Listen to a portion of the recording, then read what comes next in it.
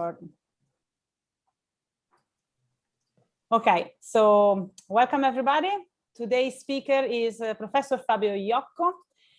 Fabio got his PhD at University of Napoli, Federico II, working on a search for population 3 stars in 2007. And then he went back and forth. So he was a visiting student at Bali Institute of Particle Astrophysics and Cosmology at Stanford, USA. Then he got a postdoc at Osservatorio Astrofisico di Arcetri in Florence, Italy.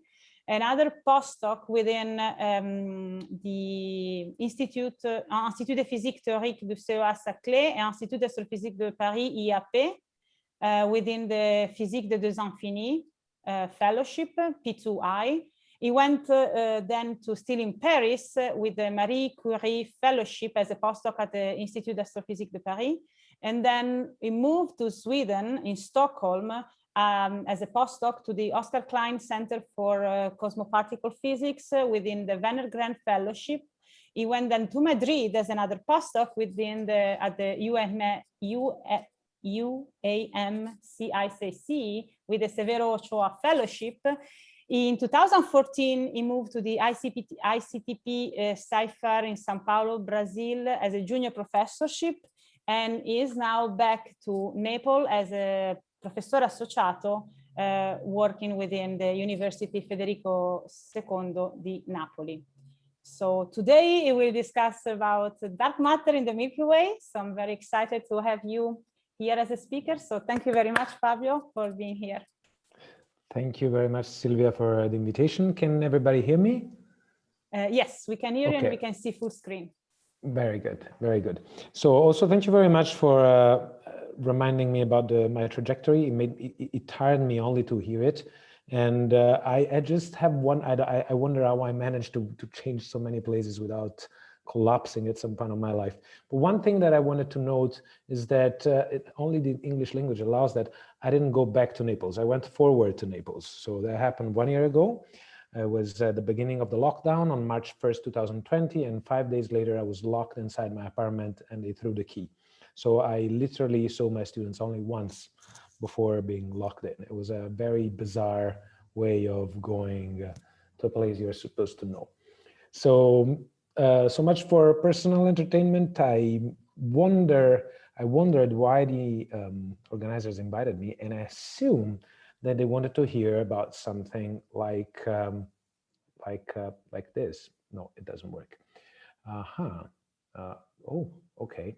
So what is the actual distribution of dark matter in the Milky Way? This is something I've been working on for a while, and I am sure you're familiar with the problem, but nonetheless, I would like to give a little short introduction and also motivated in light of why the distribution of dark matter is relevant in general in cosmology and astrophysics, and why for particle physicists that might be a quantity, especially in the proximity of the sun, why the density of dark matter within the Milky Way and in the proximity of the sun might be something of relevance.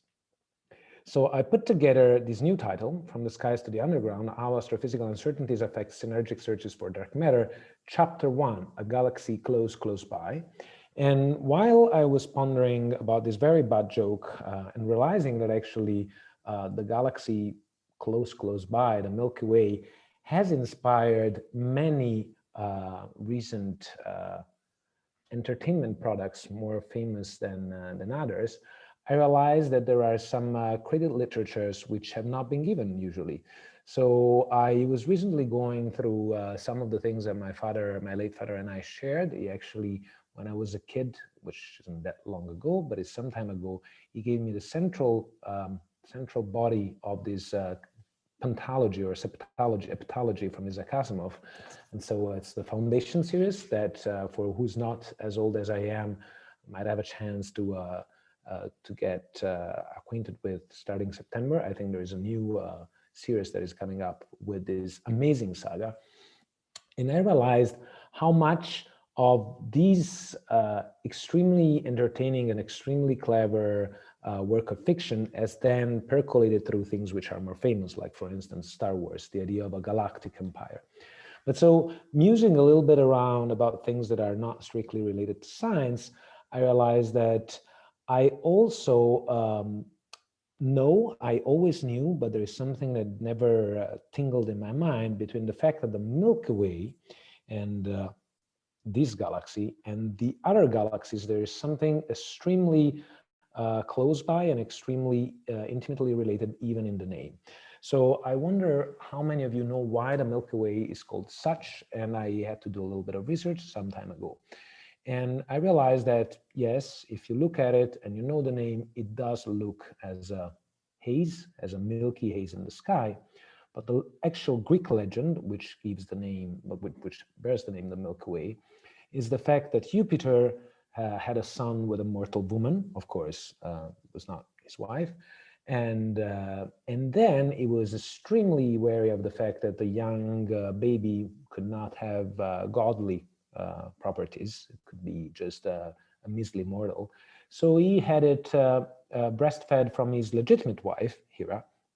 And while he was the baby, whose name is Hercules, and it might be somewhat familiar, was being breastfed from Hera, the milk spread in the sky and it formed the haze.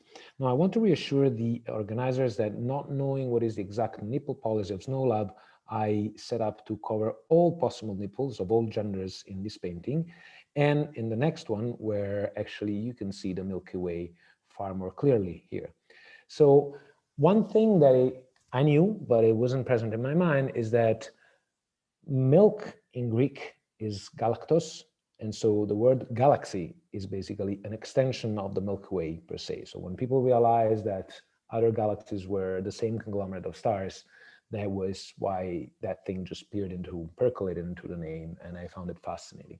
Of course, that goes without saying that this is just how the Western world sees it, and we have imposed the name of Milky Way to the whole world, at least to a certain extent. There's a lot of other legends which are extremely fascinating. The Chinese one about the Silver River in the sky, or the Maori one about shark goddess in the sky. But so much. So origin of the Milky Way, that's how it was obviously interpreted by some ancient populations, but we now know today, we have a good idea of how the Milky Way might have been originated. And it actually stands together with why it is so interesting for cosmology and for astrophysics to study the distribution of dark matter in the Milky Way. It's really intimately related to its origin and the way it formed and how that the galaxy formation proceeds in the lambda CDM. Before getting to what is the actual distribution in the vicinity of the sun, which might be of interest for particle physicists. Okay, so I'm sure you know about all this. There is evidence on over a large range of scales, ranging from the CMB down to dwarf galaxies, about a component of matter which is not interacting electromagnetically. We don't really know what it is. We have some models that people might prefer over others. They're all theoretically justified, and they must comply with the constraints from observations. That's the main requirement. However, whatever the dark matter is, and as long as it complies with the requirements from astrophysics, the most interesting part, at least to me, is that if you start from a distribution of perturbations which respects the statistic and intensity given by the power spectrum of the CMB, and you let them evolve, you obtain structures that resemble more or less the galaxies that we see. The more or less is completely arbitrary and subjective. Of course, there's very appropriate way to check this in a quantitative way. But the thing that actually makes me feel extremely old is the fact that I was able to add this last plot on the bottom right. Because when I was young and when I was hopping around the world, especially at the beginning, there was no way to produce galaxies with stars and gas that resembled the ones that we're observing today. The only thing that was possible to do was to evolve the structures of pure dark matter. You got clumps that resemble the distribution of galaxies that we know today, but yet you had to make very strong assumptions on what was the fraction of gas that would fall into the galaxy and whatnot. Still today, and I am sure you've heard a lot of this from Justin Reed that I've seen has given a talk in this very same series, you can produce galaxies that look very much like the ones we observe. One can quantify the properties, photometry, stellar mass, mass function of the stars and the galaxies. There's a lot of things that are extremely interesting to study, and they are accessible with numerical studies. So this is a remarkable development, yet even if the part we like to look at is the part that resembles the one that we can look at with our eyes or our telescopes, so namely the stars, one remarkable thing is the fact that associated with each halo or each disk of stars, there is a halo of dark matter. And the halo of dark matter as a distribution, if you want, it's not necessarily a spherical distribution, although it usually approximates a spherical distribution, which, however way you want to call it, it's basically a broken power law, okay? It's a broken power law, and there's been long discussion in the literature for years whether it is this pure so-called Navarro-Franken-White, which resembles it's a self-similar structure that just scales with the mass of the object, which in turn scales with the size of the object, so you just have one parameter. Or if there is something more complicated, a flattening in the center, you might appreciate that this plot is actually in a logarithmic scale, so this is a very different scale than the scales that you see on the right. And the debate has been brought up for a very long time, up to the point that people were saying, well, the lambda CDM doesn't work because you can't find exactly a core, or you cannot find a cusp in small galaxies, which is something that I will come to in a bit.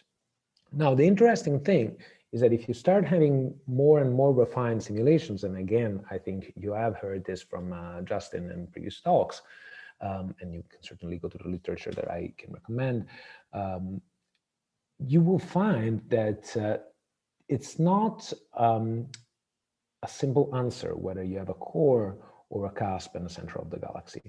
We all tend to agree, all numerical simulators tend to agree that the external part, the part that gives most of the mass also, because if you integrate it by volume, the outer part will win in terms of the total mass of the halo, is something that goes like the radius at the -2, and it is something almost relatively trivial if you want to fix the rotation curves. But what happens in the center is something that A, is very difficult to access observationally, because it's difficult to look at small scales. The potential is anyhow dominated by the baryons, by the stars, and by the gas. But also there is something fundamental in terms of physics, that different galaxies, where the ratio of the stellar mass to the dark matter mass is different, will have different behaviors in the center. So you might have a cusp, or you might have a core, depending on the ratio of stellar mass to halo mass. And this is represented by this plot that was made famous by Arianna Di Cintio back in 2013, where you can see a different behavior at different edges of this mass halo and mass star and mass halo. But the takeaway point is theory, if you want to look at numerical simulations, as the theory predicts that the index or the shape of the dark matter profile within a galaxy is dynamical, and it depends on baryonic physics, which is something remarkable, and it wasn't expected at least 15 years ago, okay? So this sort of naturally cures or alleviates part of the problems which are possibly known to part of this audience. So the missing satellite problem, which in my opinion is something that we shouldn't be talking about today, if not for historical reason, the cusp versus core certainly, and the too big to fail problem. Now I mention these because these have been brought as a possible proof of a failure of the lambda CDM, but the conversation is way more complicated, something so black and white. And in my personal opinion, actually, these problems do not pose a threat to the lambda CDM, but they actually show how the lambda CDM is overcoming the zero order formulation of this problem, and it's showing that it works at the second or at third order, okay? So now if there is any short question about this right now, but if it's more complicated than any short question, I will take it at the end. All right. So where does the dark matter sits in all this? Well, the dark matter is one as many galaxies. And on the one hand, we would like to know if, as many other galaxies, it respects more or less the position in the M halo over M star over M halo. So if knowing the stellar mass of the Milky Way and knowing the total mass of the Milky Way, we can place the index, the shape of the profile well posedly in the plot that we have from numerical simulations, but also it's interesting to know what's the backbone of our galaxy, and as I'm sure some of you are interested in, what is the actual dark matter density in the proximity of the sun, because this is a quantity which is ancillary to some specific model searches. Okay, so let's start from the bottom. So let's start from something that is relatively well posed, and what's the density, the local dark matter density around the sun. Now there is this thing around the sun means in a arbitrarily small volume around the sun, which can range from 100 parsec cubed, so 10 to the 6 cubic parsec, to something like within 7 and 9 kiloparsec from the sun in a torus of that radius. Okay, so there is an historical value of 0.3 GeV per cubic centimeter that was used. That was remarkably something that Oort predicted 60 or 70 years ago. And yeah, in the 30s, of course, with a huge error bar. And what he had in mind was not the dark matter that we have in mind today, but yet it was a very interesting, it's a gravitationally active component. And today, if you go and you zoom in into the most recent years, there have been different determinations of the local dark matter density, different techniques that I will come to in a bit. And they sort of more or less cluster around the same value. This plot is from a review from Justin Reed in 2014. This is a zoom that we did for internal use. It was never published, but you can find it all over, where we just listed on the y-axis different determination, again, with different methods, and they all more or less cluster around these widely used 0.3 GeV per cubic centimeter value. Now, the interesting thing when I started working on this back in 2011, which is 10 years ago already, is the fact that different determinations, which proceed from different methods, have very different error bars. So they're definitely, they're comparable with one another list at the central value, but they're certainly not comparable with one another at the statistical level, or at least the statistics doesn't have the same meaning. And also, one particularly annoying thing is the fact that the size of the error bars is such that for some determination, if you just take 2 error bars, these determinations are compatible with 0. I don't call them sigmas because in some of these cases they're not statistically, it's not statistical, they include systematics, so they are compatible with 0.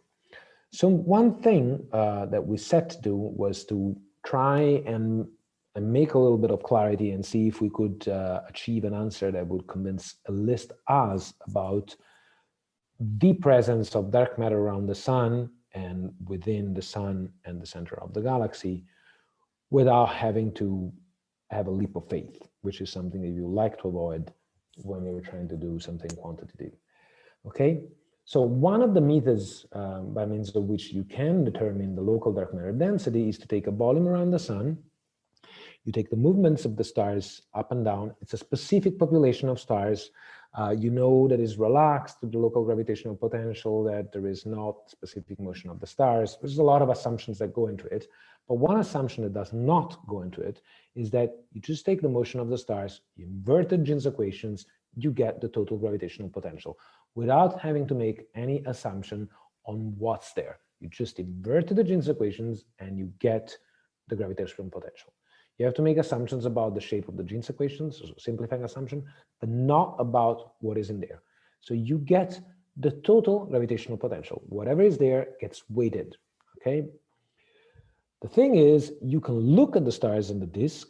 So this is clearly an halo, and there is something cutting through it, which is a disk that you can see here. There is a disk of stars. You weight with photometry the stars that you see, you subtract those stars, and by means of these, you obtain the black part, which is the dark matter component. Now, you're not making any assumption about the presence of dark matter in this case. So dark matter comes out of it, and that's the beauty of this method, because you don't have to assume that the dark matter there, you are not assuming the shape for the dark matter density or whatever.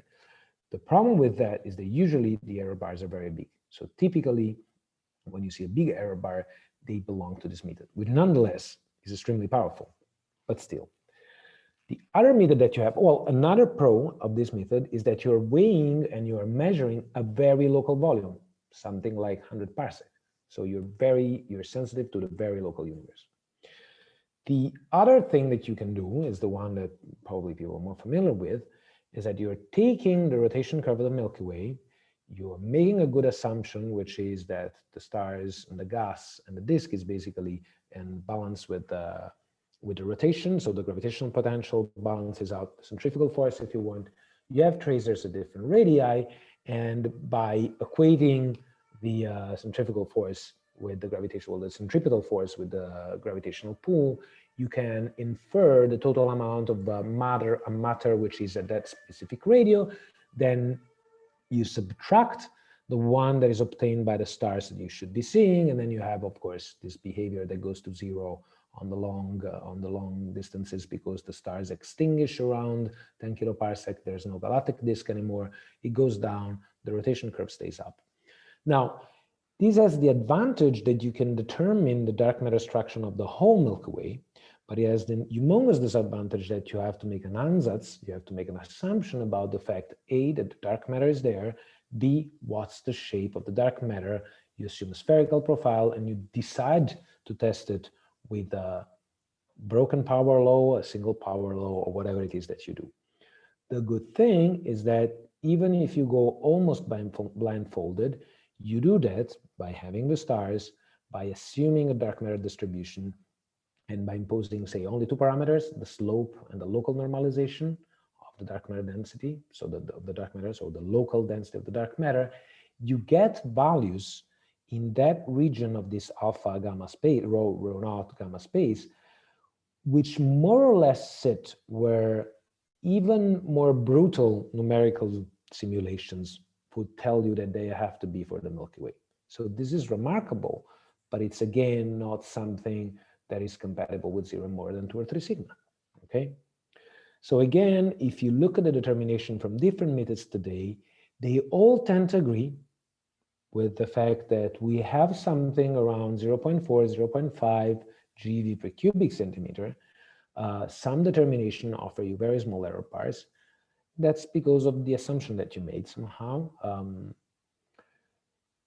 But again, they all sit more or less together, besides some that don't.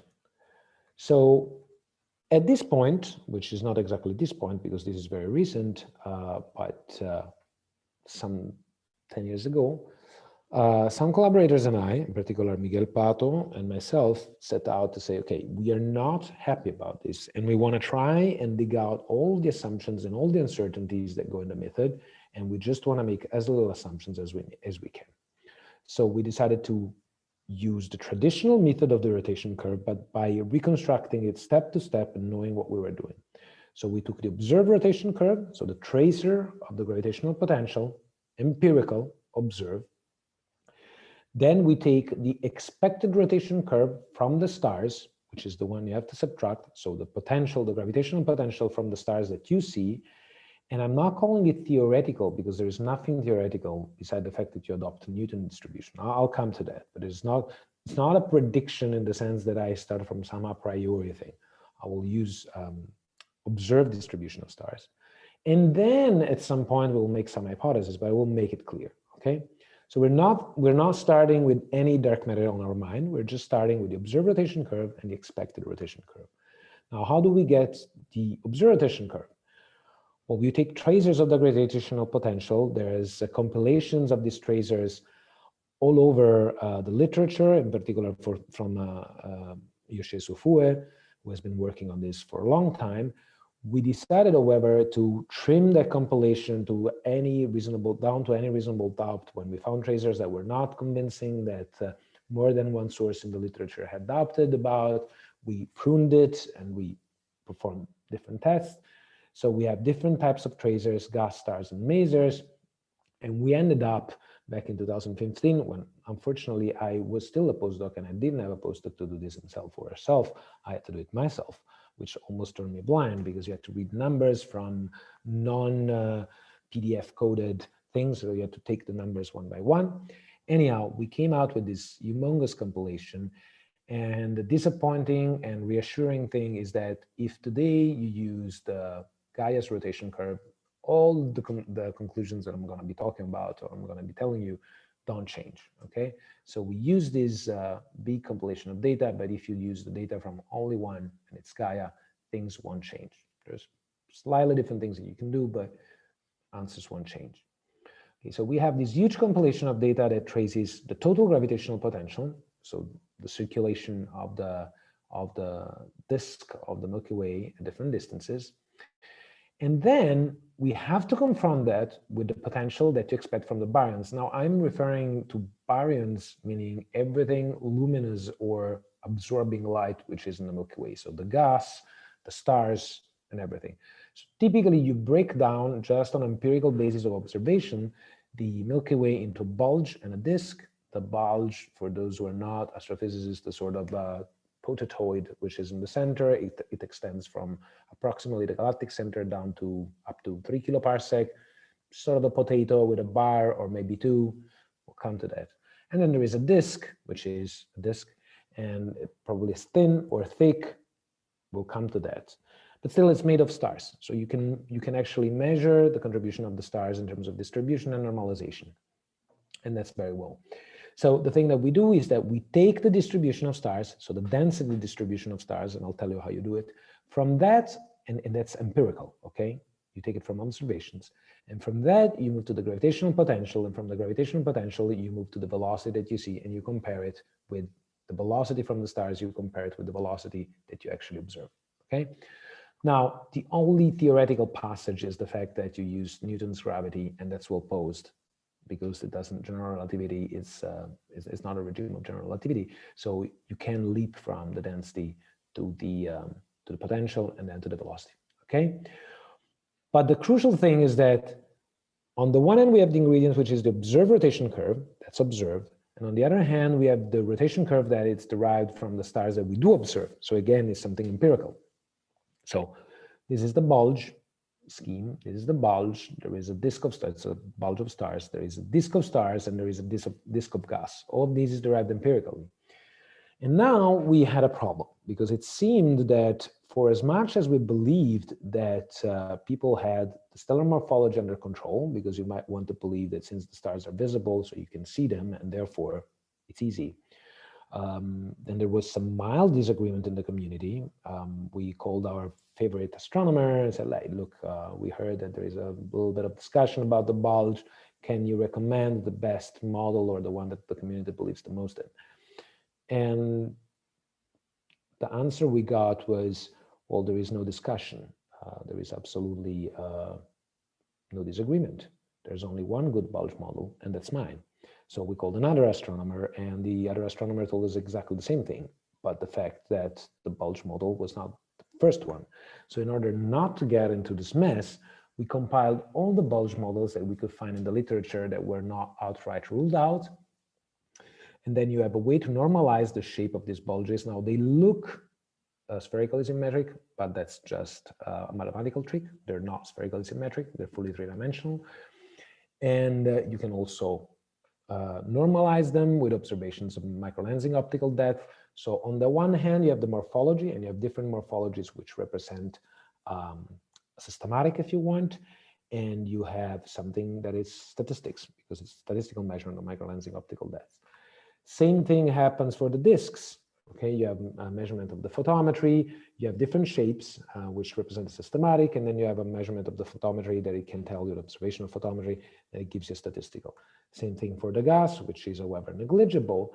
And we get to the point that you do have a rotation curve caused by the visible stars, but that encompasses a huge, it spans a huge systematic, I'm not talking about statistical uncertainties, a huge systematic owing to the fact that you don't really know the distribution of the stars. And in a way, as I will show you, this has the potential of being embarrassing. So what we decided to do was to take all the possible determinations. So say that we call the bulges, which are the blue ones, we call them A, B, C, capital letters of the Latin alphabet. Then we take the disks and we call them 1, 2, 3, 4, 5, so numbers. And then the gas is alpha and beta, but it doesn't really matter. And then we have all the possible combinations one by one. We don't average, We don't do a model averaging anything. We just take every possible combination. So A1 alpha, A2 alpha, and so on and so forth, B1 alpha, and so on and so forth, okay? And what we get is something like this. So each single morphology carries its own statistical uncertainty, and there is a systematic doing to the convolution of the morphologies, which we do not treat. So the systematics is left as such. And what you're seeing here is the gray curve that convolves all the systematics, okay? Now, again, I'm focusing very much on the uncertainties because I think that's a very good thing to do. Now, this is the observed rotation curve. This graphically represents the morphology. And what we do at this point is, well, we don't want to ask ourselves what is the shape of the dark matter first. The thing we want to ask ourselves first is it true? And I cannot really tell from these plots, because if I only change the axis, that becomes a different plot if I put logarithmic plots. So I have to do a proper statistical analysis. Is it true that the baryons, the visible component of the Milky Way, doesn't support the rotation of the Milky Way? It's a very simple question, because for each single possible morphology that we know of, for each single one of them, you can perform a parameterless fit to the observed curve that carries only statistical uncertainty and determine the goodness of fit. It's something you can do, and you do it one by one for all the different morphologies, without folding, without doing statistical tricks that some might object upon, okay? That's exactly what we did, and for each single morphology, varying the radius, starting by 3 kiloparsec, we found out that not a single morphology can support the rotation curve. So this line is the 5 sigma equivalent. And all the goodness of fits perforate through the 5 sigma equivalent. So before 8 kiloparsecs. So there is no way that none of these morphologies can support the rotation curve of the Milky Way by itself. So pick the one you prefer, but that there is no way. So at this point, and only at this point, we say, okay, good. Then we have to add something. Let me see, does the dark matter go through? Well, this is a residual map. So you have the total rotation curve, you subtract the stars, and you find that the rotation curve of a generic NFW halo not fitted anything. It goes through it, okay? So all very well. Then at this point, and only at this point, after I've tested zero assumption, I can go on, we did go on, and we decided to fit different dark matter profiles, which we did. So we have a generalized NFW profile in which you have the slope, the normalization, and the index, the bending index, where it changes the slope. An astro profile, which is a different thing. So that's exactly what we did. So we have a stellar profile. Each one of them is one possible morphology. We have the total rotation curve, and we fit the best dark matter profile that, well, the dark matter profile, so the dark matter parameters that best fit this curve. This is what was done in 2011. We got these plots, but whenever we went up in 2015 and following all the morphologies that we had, so you can appreciate here how different stellar morphologies give you very different rotation curves. So we did that for all the possible morphologies. We fit them to the observed velocities, and what we got was this. So let's read this plot. Each one of these rings is the 2 sigma region for one stellar morphology, okay? And so this black one, which is arbitrarily chosen, it gives you a local dark matter density of approximately 0.4 GeV per cubic centimeter, and it wants a slope of approximately 8688, so something like the green one, more or less.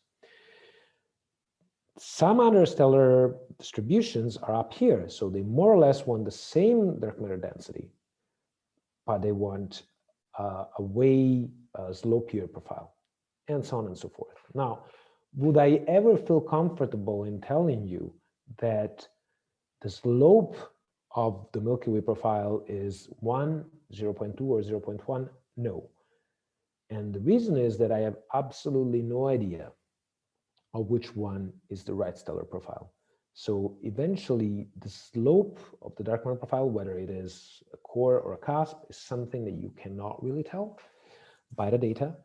Whereas I do feel extremely comfortable in telling you that whatever the stellar distribution is, the dark matter density around the sun must be something between 0.44 and 0.5-ish, 5 something, independently of what the stellar profile is. And there's something extremely reassuring. On the top of it, there is something that people usually don't do in astronomy, which is calibrate your instrument, which experimentalists know very well how to do. You might have an instrument which is extremely precise.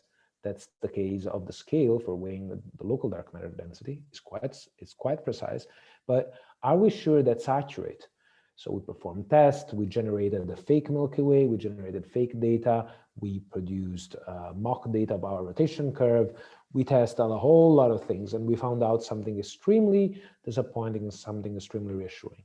The disappointing thing is that not only when you measure or determine the local slope, you have a systematic associated to the stellar morphology, but even if you pick the right stellar morphology, and you reconstruct the gamma from the rotation curve, you might be very much off. So your thermometer might be telling you it's very hot and you might be freezing. You are saying, this is the gamma that I get, and that's the one that you seeded in the mock data. So I do not trust any statement about the slope of the dark matter profile in the Milky Way, whereas I do really trust the local determination of the dark matter, because not only it's precise, but it's very accurate. So whenever I give you a number, I am confident that I'm doing something that, to the best of my knowledge, is very well posted, okay? However, this is about the local dark matter density.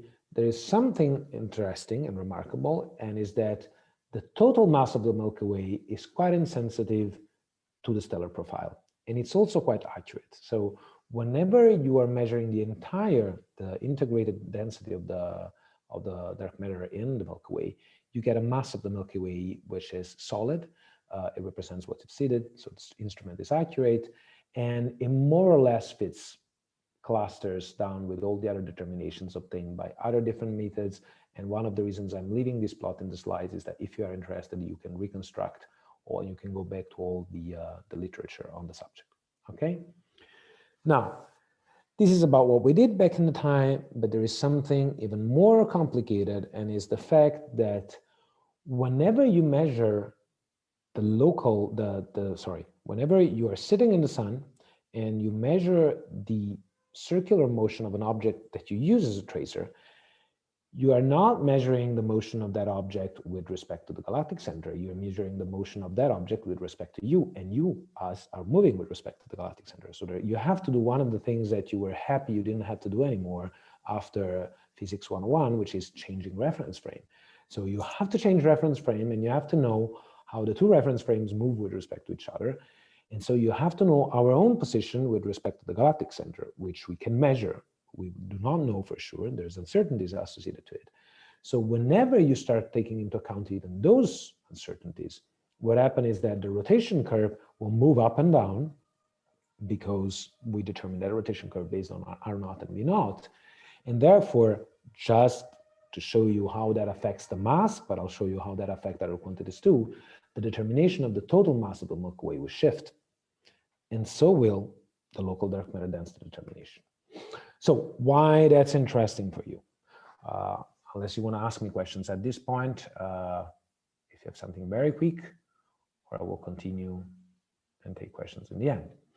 So the reason why you might be extremely interested with that is that if you're playing the game of trying to understand what this bubble in the center is, what really the center of your diagram is, and you're playing the game of putting together colliders, direct detection, and indirect detection, when you're trying to frame your model, you're going to be sensitive to all the elements of the chain. And it happens so that both indirect detection and direct detection depend, and crucially so, from the dark matter density, either in your target, and for instance, I'm thinking about the galactic center for some specific models. So your flux that you observe and you expect to observe depends on the dark matter density in the target. And therefore, if you're looking at the Milky Way at exactly what we've been talking about, But, and especially more cogently so, if you're using that, if you're looking at direct detection, whatever you infer about the quantities of interest, which are the way you interpret the recoil rate in terms of a specific cross-section and mass, will depend inherently both on the local dark matter density that I'm addressing and on the phase space distribution of the dark matter, which I'm not even addressing because it's something dreadfully complicated. And the conclusions might not even be so rosy as the ones I'm proposing about the local dark matter density. So again, let me show you how that plays into the game. This is the schematic plot of some of the stellar morphologies as opposed to the empirically determined rotation curve. And these are the conclusions that we drew. But this is only for one R naught and V naught. These plots, these regions will scatter even more right and left and up and down if you change R naught and V naught. And they actually do. So if you look at the dark matter density, changing the quantities of interest, you do have a real sizable effect. And if you're wondering why this is so tight, this J factor toward the Galactic Center, it's because that's a logarithmic plot that is spanning 6 orders of magnitude. If you're taking the J factor toward the center, this is because of the morphologies, not because of not be not, but it does affect the quantity very much, as it does with the local dark matter density of approximately 1 order of magnitude, okay? So say that you want to interpret your galactic center excess in terms of dark matter. I'm not stating or advocating for interpreting it that way, but your favorite region, depending on the R naught and B naught that you pick, might be either entirely forbidden or totally allowed just by changing the stellar morphology. Wow, that's very fancy. All right.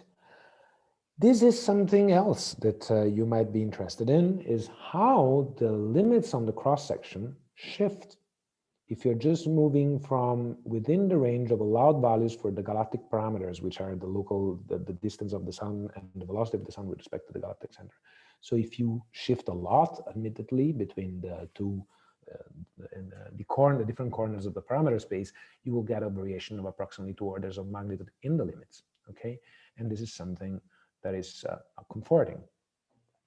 So this is probably too much. So one thing that we did in order to help people visualize how crucial that is, in terms of dark matter parameters, and this might be turning useful for each specific model analysis. So we took the Singlet Scalar model. We also did with the inner doublet, but unfortunately that's not so easy to see, which is a very simple model where you basically can relate the observables, like the scattering cross-section, to the parameters in the Lagrangian. So for instance, the scattering cross-section arises naturally from, like very simply, from the coupling with the Higgs. And these are the limits that you observe from cosmology, Higgs decay, and cosmology, and then you have the limits from Lux and Xenon. So if you combine them together, you have the visible Higgs decay, which is here in one move, then you have the constraints because of Lux, and then you have what is allowed by cosmology. And you're looking at it in the plane of the parameter space in the Lagrangian, not anymore anything that the particle physicists don't like. So the reason we performed this game was that, all right, we are applying here in this plot the Lux limits, choosing, and now we're doing astroparticle physics.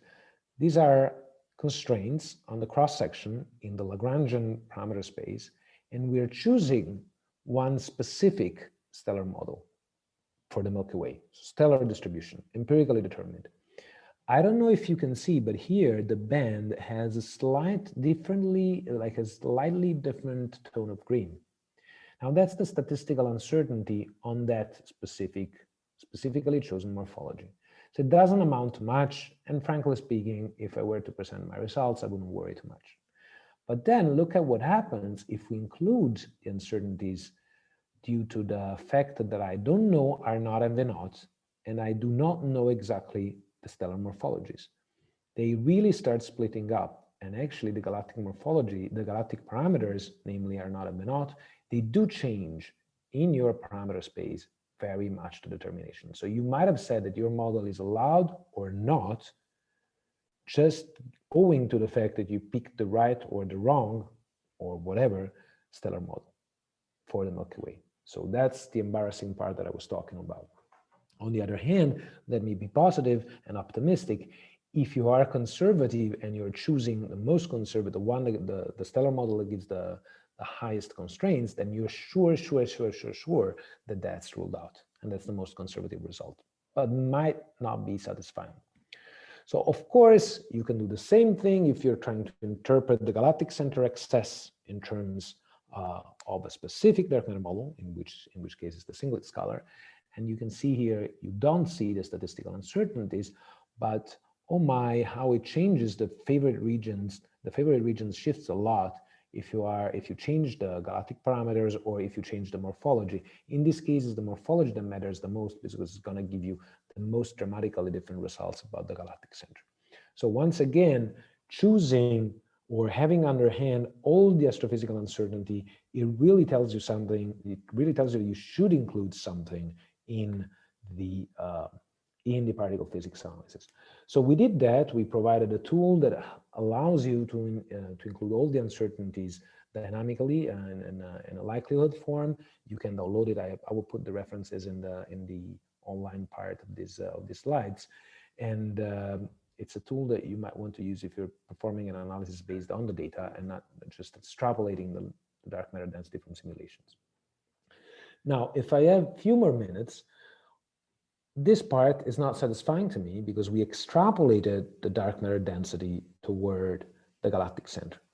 Now, it turns out, and this is something that not many people appreciate, that whenever you're looking at the galactic center, and some people might be interested in the density of dark matter at the galactic center, so something around 2.5, 3 kiloparsec, that's what we're talking about when at least the community I belong to talks about galactic center.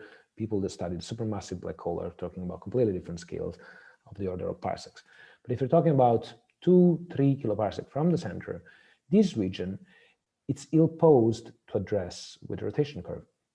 And the reason is the fact that we do not know whether the potential is rotationally supported, whether the stars are rotationally supported. We do not know if the stars follow the gravitational potential, so we do not know if the tracers that we use are good, are tracing something well. So basically all the assumptions that you need in order to adopt the rotation curve method, they fail into the center. So whenever people talk about a slope gamma toward the galactic center, they extrapolate something that I'm not even confident about. And then they say, okay, that must be it. On the top of it, you might have that the slope changes toward the galactic center. So one way to do it is just to infer the total gravitational potential in the galactic center through Jeans analysis in the galactic center and to determine the total mass, and then subtract the mass of the stars. So my former student, Maria Benito, who is now postdoc in Estonia, has been working a lot on this. She's been doing a lot of work. And one of the conclusions that she reached is that in the galactic center, if you want to be really honest with yourself, you are not even sure that there is dark matter because the dark matter mass inferred basically touches zero. And that's not a problem. That's very well posed because in stellar formation in a cosmological environment, you do expect the center of the galaxy to be dominated by the stars because actually it's the collisional material that sheds the energy and falls into it. However, for as good as it is for the general paradigm, this is not good if you're really interested in the determination of dark matter in the galactic center. And it turns out that you can play with it and you can determine a local slope in the galactic center, but yet you have something extremely uncertain. So in this inverted plot, the white region is the allowed one. And as you can see, depending on the stellar model, you will have tighter regions or not so tight regions, but still they allow a very large range of slopes from basically 1 to 2 or smaller, depending on the local dark matter density. You might say, well, I want them to combine with the rotation curves, and then you hit something of the kind of gamma around 1. Again, I'm not claiming that's the right answer. I am just saying it's difficult to make statements about the galactic center, and I tend to discard extremely secure statements about the slope and the content of dark matter within the galactic center. Let me present these in form of a doubt. Okay, now I think my time is basically over, so I prefer to have a little bit more time for the questions. Let me try and conclude. So we can actually determine the local dark matter density from actual data, and the rotation curve method that many people use is very accurate and very precise if you're looking at an average over a big region. Like if you're really interested in an extremely local or a small volume around the sun, you can do a good job, but it's not an amazingly precise job. You will have some inherent uncertainties. Now, the good part about it is that we know that the mass of the Milky Way is very well determined. We don't have huge uncertainties about it, and different methods agree about it. We agree on the local dark matter density, on the amount of the gravitational potential, say in a torus between 7 and 9 kiloparsec around the sun. But if you really want to do particle physics with the astrophysical data, then you will have a bit of a pain to put things together. And the bad part is that I haven't even touched the phase space part. Now, I know that Lina Nassib gave a seminar in this series back in December, and I think her group and Mariangela Lisanti's group, well, they work together. They have achieved very interesting results on tracing the dark matter together with stars in control simulations. And I would really encourage you to check the seminar and their literature, which I'm sort of relieved I didn't have to include in the seminars, because this seminar otherwise would have been way too many papers and not giving space to what I've done. But I strongly encourage you to look at that, because their findings are not in, they're totally in agreement with ours. The point is that by seeing streams or by seeing streams of stars, the phase space distribution will change a lot. So if you want to interpret your direct detection results in terms of particle physics, you don't only have to care about the density, but you have to care about the phase space. And that's an even harder part than the one I'm proposing you. So last but not least, let me mention that we have a postdoc opening at the University of Naples to work on dark matter axions and neutrinos. So if anybody is interested, contact me. The deadline is in 2 weeks from now. And thanking the organizers again, I'll be happy to take questions. And I thank you for listening until now. Thank you very much, Fabio. Very nice talk. Punta strette, like dies irae. So, any question for Fabio? Lawrence, please go ahead. Yes, thanks for the great talk.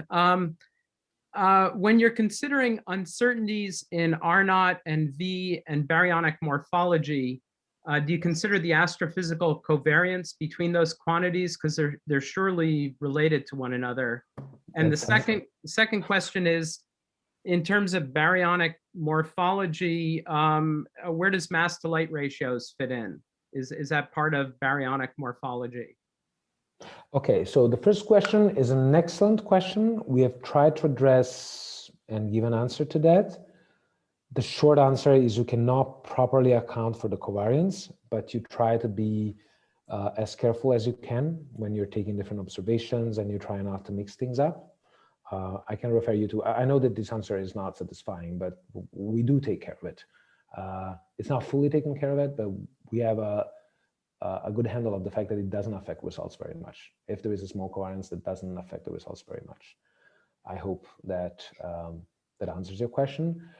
The question about the mass to light ratio, yes, it does go into it. And you can actually see it in either mass to light ratio, and it comes out from the determination of the stellar disk, okay? So it fits in, and when you have a stellar disk and you have to extrapolate the mass to light ratio comes out of that. So we follow the literature, we follow the Bovie papers, and we include the uncertainties on the mass to light ratio. You probably know it better than me. There's a debate whether it's a thin disk, a thick disk, what that imply, and all of that. But that's included in our results. I can point you to the literature through the papers. Okay, thank you. Thank you. Any other question for Fabio?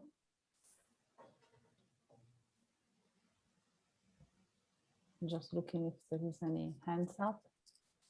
Jeter, please go ahead. Yes, thank you very much for the talk. So this measurement is very difficult, and you showed that it's been going on for a very long time. Are there any good handles to really beat this down? You said even with Gaia information, it doesn't really change the conclusions much. So you're putting me in a difficult spot. So let me mention the good things that you can do with Gaia. The rotation curve from Gaia it gives you more or less the same results that we obtain with the rotation curve that is patched up from different observations, but it's clearly coming from one instrument. So you're happy about that, right? Even though it doesn't change the actual results, you're happy that it's coming from a single instrument. You have all the things are under control and also matches with our book. That's fine. The thing that Gaia cannot do is to sizably improve the determination of the stellar morphologies. Gaia cannot really go down to, I think, below 4 kiloparsec if you want to be generous, maybe. So that's not going to be, it's not going to work. The other thing that people still have great hopes to do with Gaia is to measure the local potential, like this method of the stars. We have been discussing this. Mariangela Lisanti was giving a talk on her work and the Galileo Galilei Institute a couple of months ago, and we've been discussing these. It turns out that I'm a little skeptical. It's probably a cultural thing. Like, I think it can improve. It definitely can improve, but not down to the level that I would be happy to have the error bars so small to say, well, also the local determination gives you something that is compatible with the global. Well, it is compatible with the global, but it's comparable with the global at level of uncertainties. And then it also allows me to tell whether it is an oblate or prolate halo. I don't think you're going to get rid of all this with the determination from Gaia, but I really hope I'm wrong. Do you think we'll at least get the error bar small enough from the local method that it will not include zero? I cannot make a statement. It's too quantitative and I can't make a statement on that. But let me tell you, I do strongly believe it's not zero. Now, believe is a strong word and I shouldn't be using it, but the global methods are safe. And to be honest, all the groups that publish results about the local method, they are very honest. So the error bars are big because they're honest. And you cannot put the error bars to zero if you're honest and you're doing that job. But I think the central value is far away enough to give you some confidence that it will not be zero. But again, if you have to take it at face value, you have to, right? Thank you. Thank you. Chris, you're next.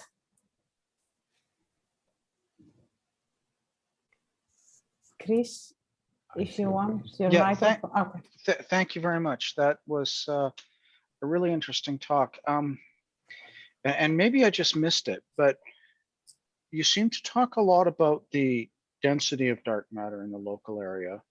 When you're making a measurement, the velocity distribution matters too. And so, for instance, some of these Gaia sausage distortions tend to augment the low side of the velocity distribution and push down the high side. So they actually have a dramatic effect on they can have a large effect on experimental rate.